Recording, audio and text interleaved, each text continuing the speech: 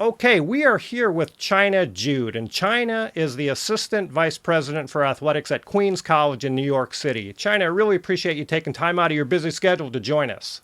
Thank you, Mark. I'm really excited about talking to you about some of my experiences. Well, it's going to be a great conversation, I know, and you've done a lot throughout the course of your career, and we're going to talk a little bit more about Queens College and what you have going on there.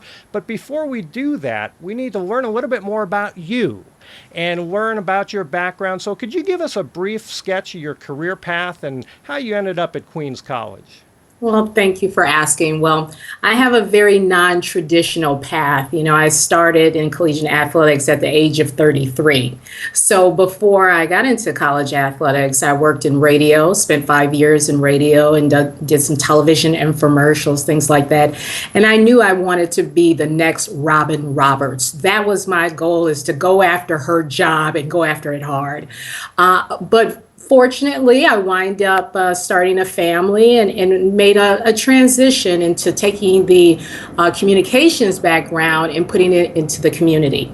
So I wind up working about 8 years in community and social services and working for two politicians, talking about the Say No to Drugs campaign, how to keep the kids off the streets, avoiding gangs, things like that. So it was a really great transition, and I used some of those transferable skills.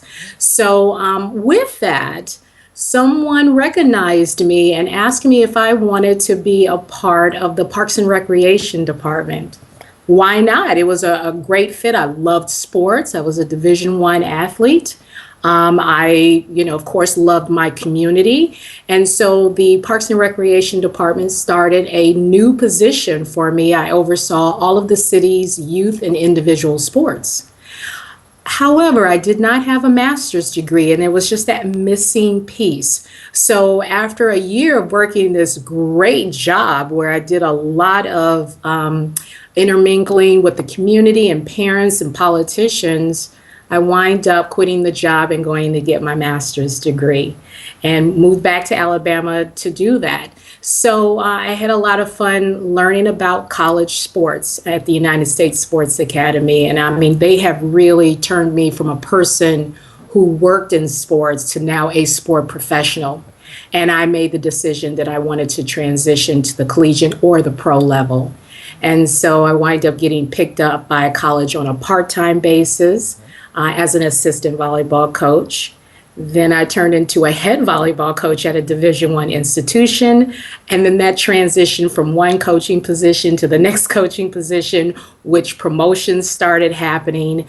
And then probably at my darkest moment, I wind up being released from an institution as an assistant athletics director. But ironically, 1 week later, I became the athletics director at another institution and stayed at Cheney University for 4 years. And after the 4 years, here I am now, the Assistant Vice President for Athletics. And that's a very long title to say. So I sometimes stumble and accidentally say Assistant Athletics Director, but I am the Assistant Vice President. Well, and it's a trend that seems to be occurring these days, and I think it's placing more emphasis on the role athletics plays within the university or college, and I think that's a good thing, but it is a mouthful, you're right.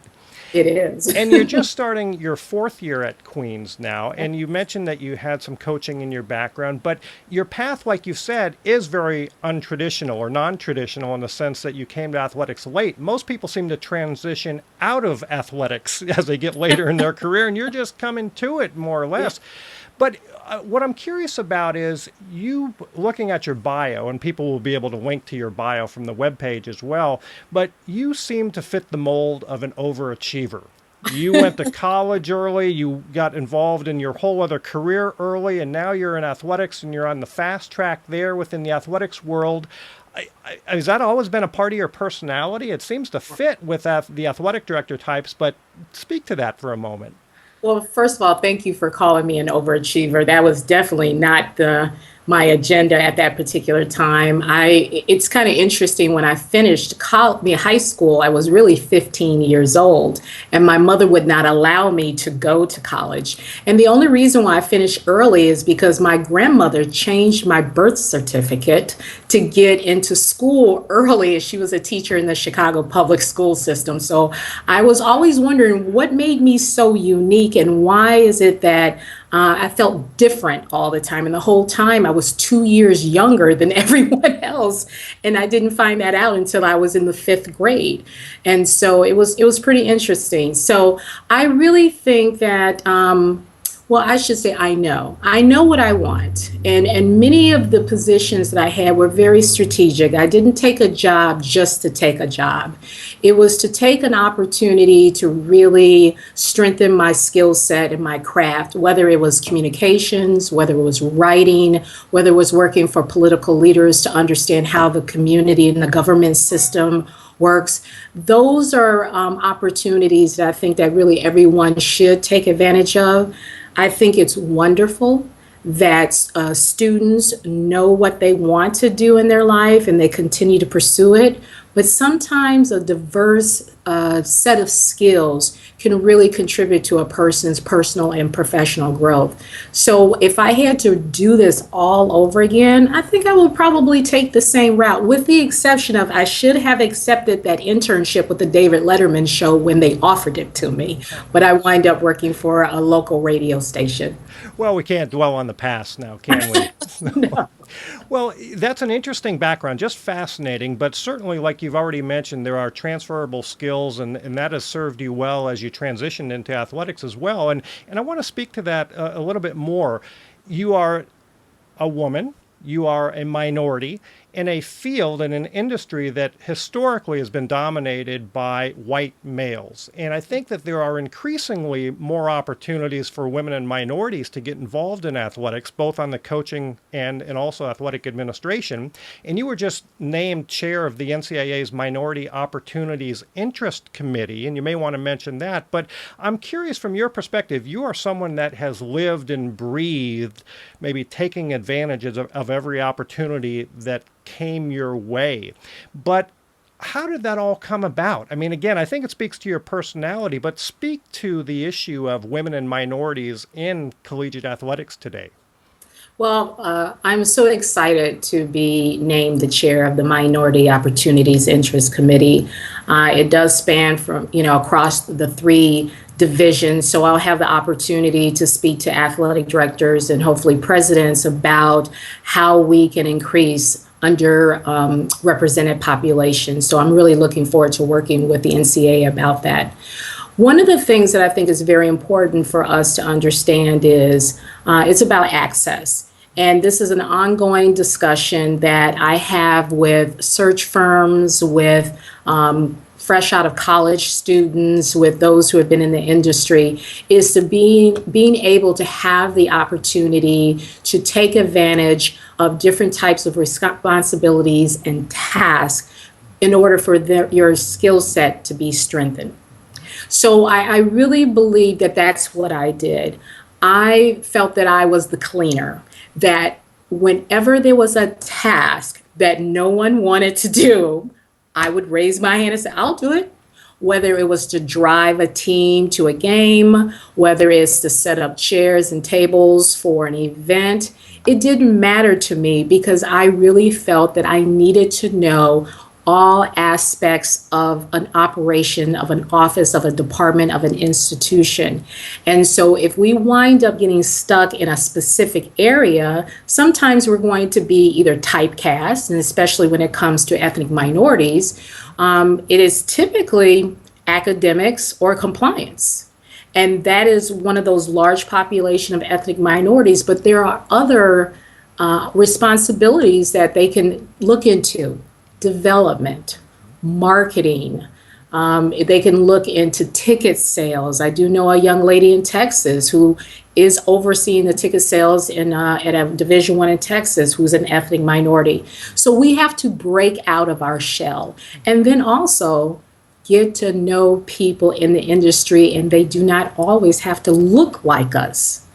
it is very important for us to have mentors and champions and allies, but sometimes to walk across the room to someone who looks like you, extend the hand out and say, listen, my name is China Jude, and you look important. I want to know who you are. And to really get some kind of conversation going, because you just never know what may come out of that. And in my personal opinion, we all have something in common, regardless of how we look or where we come from. We talk students and we talk sports. Right.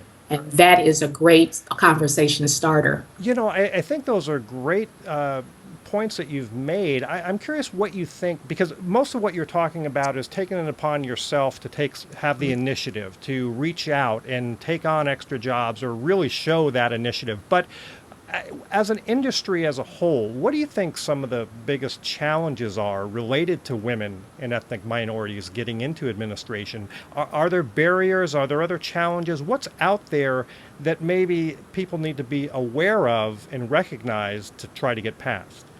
Wow, it really depends on from what lens you are looking at. It was interesting when I was in college, I wrote a paper on the decline of women coaches. I was about 17 years old when I wrote this paper, and here we are. We're pretty much close to being in the same situation. But I think that there are many lenses to look at in that. So if we're looking internally, we have to ask ourselves, are we positioning ourselves in front of others to tell our story and to share what our goals and dreams are? So it's not going to be one side. And then there are some societal issues also that maybe some aspects of society feels that we should only be pigeonholed into one particular area. However, if you dig a little deeper, you may see an individual woman, an ethnic minority, may have a lot more skills, because we do multitask very well, especially being parents and spouses. We really do have some in-house skill sets that could be to our advantage. And then there's some other things about education of institutions, presidents, director of athletics, those hiring agents who really need to utilize the resources that are around them, not necessarily picking up the phone, calling one person, asking, hey, do you know any ethnic minorities? But for that individual to say, listen, maybe I should be involved in a number of minority-based organizations so I can get some education too. So I just really believe that there are different lenses, and there's not one cookie cutter challenge when it comes to getting more women and ethnic minorities involved. What about some of those opportunities that do exist, though? Like with your NCAA appointment to the Opportunities Interest Committee, speak to that committee's role and what it's trying to accomplish, and what do you see on the landscape for women and ethnic minorities in terms of opportunity out there? Well, there are a lot of opportunities out there, and we just have to do a better job of speaking on those opportunities, not just specifically in the MOIC committee, but to be able to collaborate. So I just started this position about a couple of weeks ago and just receiving my orientation myself. But there are some projects that we are working on currently. We're collaborating with NACWA, who's the National Association of Collegiate Athletic Women's Administrators. That's a mouthful. That is a mouthful, and I probably jumbled up that acronym, but it is NACWA. And so we're collaborating with them and the Minorities Opportunities Athletics Association. We're collaborating with them. We're working on a barrier study to explore some of the challenges that women of color are experiencing when it comes to opportunities, recruitment, access, advancement. We are also collaborating with other organizations to see what are some of the common themes across the board when it comes to goals that are being set and how we can get involved in those respective initiatives. We are talking about the governance structure and finding out how we can make sure that there is diversity in the governance structure for the NCAA in all three divisions. We're doing just so many things, and we're also looking for champions. We want to identify individuals who are actively involved and engaged, from not just ethnic minorities and women, but LGBTQ, disabled students, international students. So all of the underrepresented populations, we want to make sure that we're being an advocate for those populations. Well, that's terrific, and it's very exciting and encouraging to hear you talk about those things. So I wish you the best of luck with that. Thank you. And I know you mentioned NACWA. You served as president or chair of that organization for a couple of years too. Is that correct? To clarify, I did serve on a couple of committees for NACWA. I have not had the pleasure to serve as a chair yet, but I've served on the membership committee and I've served on the education and professional development committee, where we select individuals to attend the various trainings, different levels of training, so they can be more involved and engaged and strengthen their skill set. I knew that you were involved on some leadership capacity. And again, I'm just following this overachiever theme that I keep saying. I encourage people to really check out your biography. It's quite fascinating. But thanks for your thoughts on that. I want to transition now to talk about Queens College a little bit more. You're entering your fourth year, as I said earlier, and you are doing quite a lot there, especially in terms of external relations and fundraising and revenue generation. And that is clearly a part of just about every person's job these days in the athletic department, no matter what level you're at. Revenue generation and generating fundraising efforts and things, it's just a part of the job.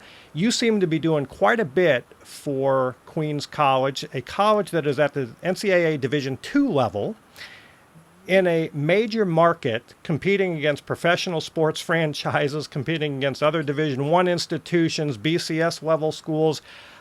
Talk a little bit about what you're doing, because you're doing quite a lot and having some success. Yes, I'm very excited. You know, when I took on the responsibility as the assistant vice president, what made it very exciting was the fact that I was working with institutional advancement. And there was not an external relations arm in the department at Queens College. So when I arrived there, I created that external relations arm where we dealt with alumni development, marketing and sponsorships, and just really pushing our brand out. And you're right, being in the New York market, it is challenging, but there is a demographics that we can reach out to. Our alumni, those who are just followers of Queens College, New York. We have a wonderful women's basketball base that, as a matter of fact, we were the first collegiate women's basketball team to play in Madison Square Garden. And we're going to be celebrating our 4th anniversary at MSG in January, playing Immaculata College, which was a Division III at that time and was a really big powerhouse. So we're going to have a reunion about that. So that's what we do, is we tap into the history. We try to utilize the resources that's in our college and those who are stakeholders, our alumni, our students, our parents. Our student population is about 15,000 undergraduate. And so that's a really good meeting number to have students being involved and engaged. So we're working on a number of projects that we're excited about. We're going to have a naming rights opportunity. We're raising $100,000 for the naming rights of our beloved women's basketball coach, Lucille Caballas. We just secured a naming rights for our baseball field, so we're going to be working out the specifics on that. Hopefully be building a press box on that field. We're working on, we've had thankathons, we're doing commemorative gifts. I mean, we are really just taking this to a whole nother level, and I'm really fortunate to have some heavy hitter alumni. Donna Orenda, who is the former WNBA president, is a graduate there. The man who discovered the research that an aspirin a day reduces a heart attack, he's an alumni there, and just an athlete by trade, heart, and everything in his perspective, but he's a well-renowned researcher and a scientist. So we have a lot of people who are supporting what we're doing, and we're really excited about our growth.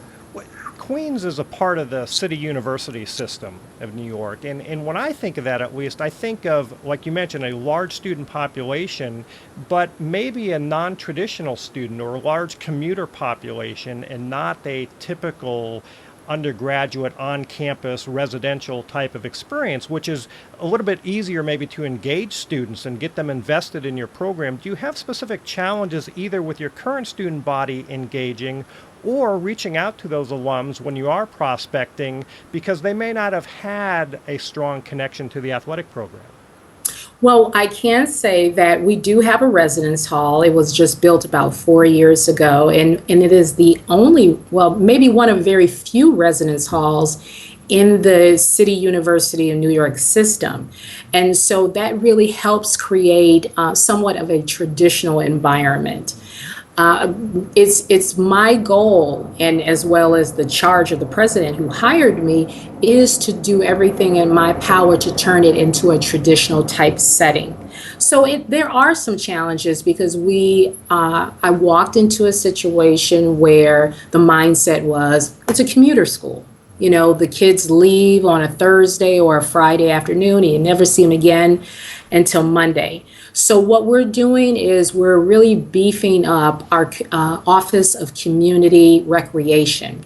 And so we're putting a lot of programs in place from flag footballs to basketballs to open swimming and really giving the opportunity for kids to stay around over the weekends. And that's very important. So this Office of Campus and Community Recreation was created when I arrived as well. And we're really trying to make sure that kids are involved and engaged because this is their student fees. They're paying for it, and we want to provide the good programming for them. I really believe that we do have a very good product. And yes, there may be some students who may have to leave the campus to go work, or if they choose to deal with another institution's activities or even on the pro ranks. But I truly stand by our product, and they will be in our gymnasium at Fitzgerald Gymnasium at some point of their college career. But when we get them, we're going to reel them in, and it'll be to the point that they don't want to leave. Right, right. What about on the corporate side? You mentioned sponsorships, you mentioned more marketing opportunities, naming rights might be corporate opportunities as well. You know, again, in the heart of New York City, you've got professional franchises, you've got Division I opportunities. How have you approached that when approaching a business? Because you don't have the same thing to sell. So how do you go about that? What are you selling them? Well, there are two ways of approaching this. There are some advantages of being a part of a citywide system because there are 23 other campuses. So there are some relationships that we have already formed collectively that are already put in place. And then there are some relationships that we are starting to form. For an example, we wind up having a very, very good relationship with New York Hospital Queens, for an example, and they're involved and engaged in providing the medical services for our student athletes. We wind up connecting at the perfect time because they were just building a new wing on there, focusing on sports medicine. So when we look and identify businesses and corporations that are starting within their infancy, this is the best way of getting in and establishing those relationships. But also we look at current vendors, people who we've already been conducting business with, whether it's uniforms, whether it's transportation, whether it's meals. This is where we're already giving those companies hundreds of thousands of dollars. Why not have a relationship? And I think it really becomes a win-win because we do not want to work every year reinventing the same wheel. If we can establish a long-term relationship and to work with barter agreements, discounted prices, sponsorships, free gear, free services in exchange for whether it's official sponsorship capacity, signage, naming rights or whatever, let's go ahead and do that. So we're very open, and it's not as difficult as people may think being in New York. There's businesses and companies all over the place. So it's just timing and just matching each other's passions together. And though some of those businesses may not be able to afford a sponsorship package down the road at a larger Division One arena, perhaps. So that's interesting. Well, you sure are doing a lot, and in a very short period of time, you seem to have ramped up all of your external relations efforts, from annual giving through the marketing and sponsorship opportunities. When you look down 3 or 4 or 5 years from now, where do you hope all this is going to be in terms of your external operation? Well, the interesting part about our budget is 75% of our budget is fundraising. So Wow.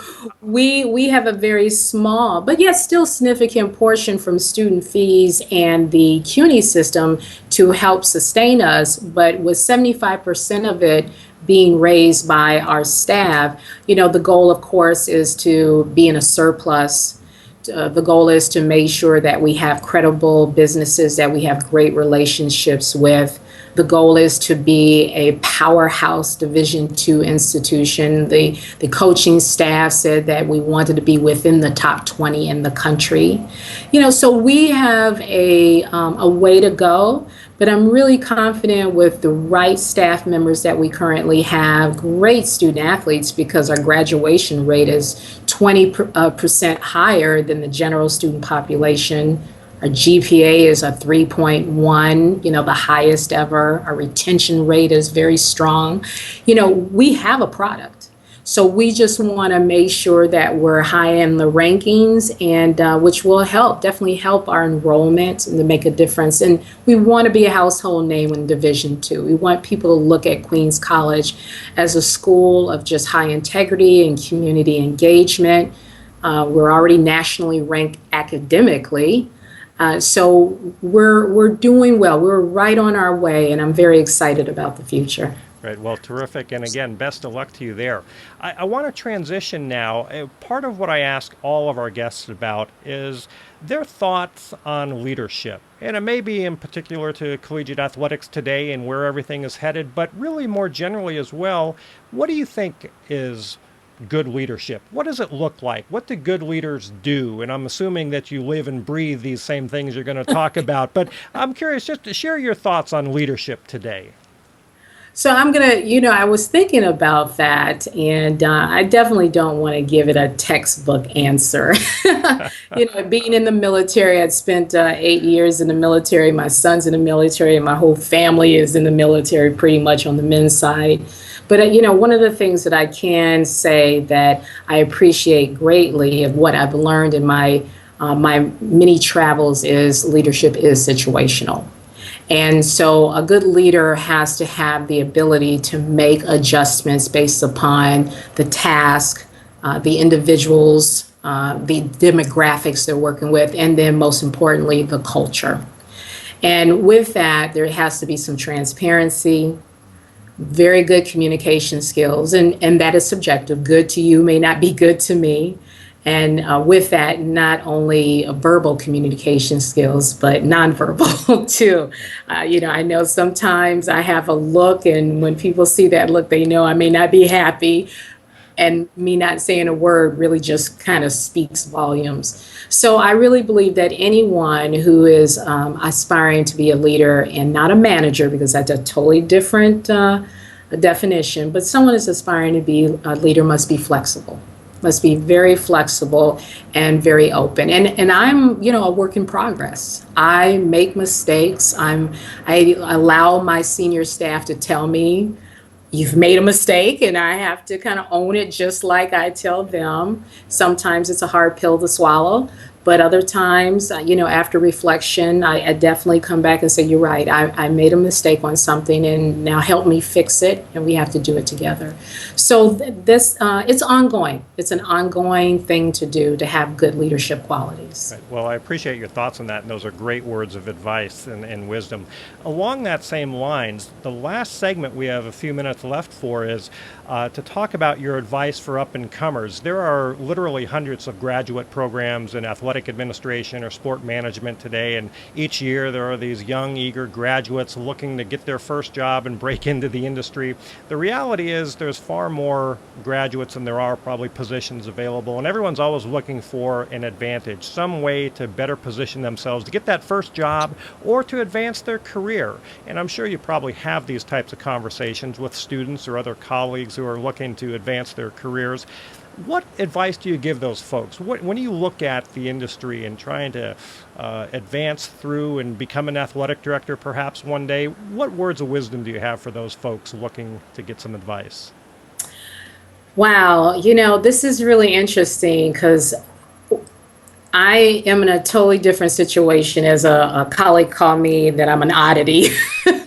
So I really think that just generally someone really should just be passionate and keep their core values first. Because one of the things that you never want to do is to sell your soul to the devil for a job. And I think that's very important. I was very fortunate to get opportunities because people knew my passion and they knew my sincerity for the love of student athletes. The second thing is to stay open. Sometimes that some people may perceive a position as a detour, but I truly believe that those transferable skills are going to make a significant difference when it comes to the big picture. So even for an example, I was a janitor in a radio station. I wanted to be in radio so bad. I was willing to scrub toilets to do it because I was in the building. That was the whole thing. And only got paid $42.50 a week. So so I was never too prideful for that. Sorry, I was never too proud of that. So to stay open in any type of opportunities and remember that someone is always watching you. I was very fortunate that people called me up because they saw me or they read about me, or whether I was sitting in the room and how I conducted myself or I handled myself or what I said, even though I may have not said anything that was what I would have considered worth anything, but it meant something to someone else. So to just be mindful that you're being watched and to provide as much information and knowledge as or to get as much information and knowledge as you possibly can. And that's where access comes in. Do not hesitate to put yourself in the middle of a room full of presidents or athletic directors or anyone who you may perceive to be hiring agents, and stand in the middle of the room and start working the room the best way you can.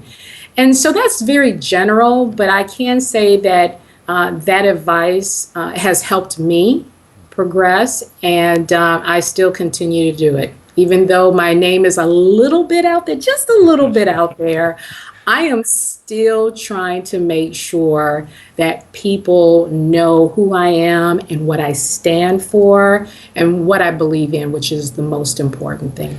Well, that's terrific and wonderful words of advice again, and I hope people can take that to heart and really listen to what you had to say. Again, you're a living, breathing example of, I think, your values and what it has done for you. China, we've reached the end of our time, and we do need to wrap up for today, but I hope at some point, maybe in the future, you'll come back and have another conversation with us. But I want to take this opportunity to, again, thank you for taking time out of your busy schedule. I really appreciate this. Thank you very much. It's funny when you're talking about yourself, you're like, wow, I have done some things. So thank you for pointing that out. I would like to add one more thing, and I think it's very, very important. There's a book by John Maxwell, and this book is called Everyone Communicates, Few Connect. I think that that's a very important book that a lot of people should read, because communication, we do this all the time, but the connection is what makes a significant difference. So I just want to let you know, Mark, that I've connected with you, and thank you very much for allowing me to speak to you. Well, thank you, China. I really appreciate your time. This has been Perspective on Athletics. China Jude, the Assistant Vice President for Athletics at Queens College, has been our guest today.